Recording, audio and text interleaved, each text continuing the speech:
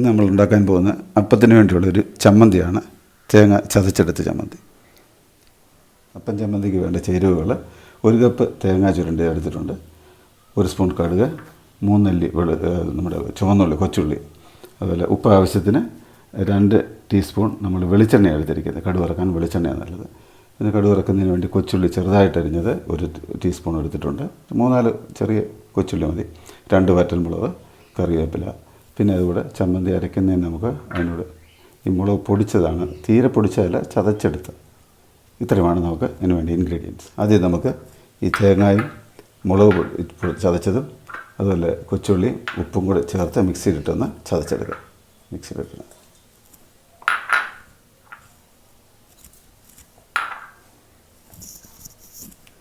ഇനി നമുക്കൊന്ന് ചതച്ചെടുക്കാം.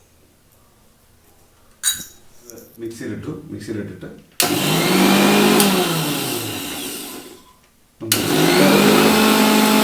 നമ്മുടെ ചമ്മന്തി അരച്ചിട്ടുണ്ട്. ഇതിന് കളർ പോരാങ്കിൽ നമുക്ക് അല്പം മുളക് പൊടി കൂടെ, ശകലം ഇടാം. ഓൾറെഡി നമ്മൾ മുളക് ഇട്ടിട്ടുണ്ട്. ഇതിന് കളർ കിട്ടുന്നതിന് വേണ്ടിയാണ് അല്പം മുളക് പൊടി ഇടുന്നത്.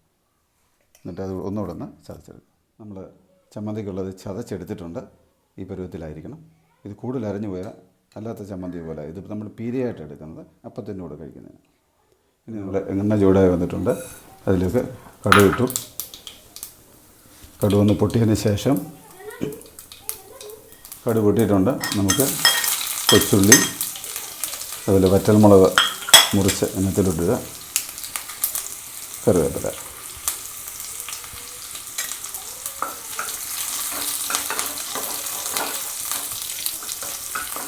ഇതൊന്ന് മൂത്തതിന് ശേഷം നമുക്ക് ആ തേങ്ങാപ്പീരയുടെ ഇതിലേക്ക് ഇടാം. ചതച്ച് വെച്ചിരിക്കുന്ന തേങ്ങാപ്പീര ഇത് മൂത്തതിന് ശേഷം ഉള്ളി മൂത്ത് വന്നിട്ടുണ്ട്. നമുക്ക് തേങ്ങാപ്പീര അതിലേക്ക് ഇടാം. തീ നമുക്ക് കുറച്ച് വെക്കാം.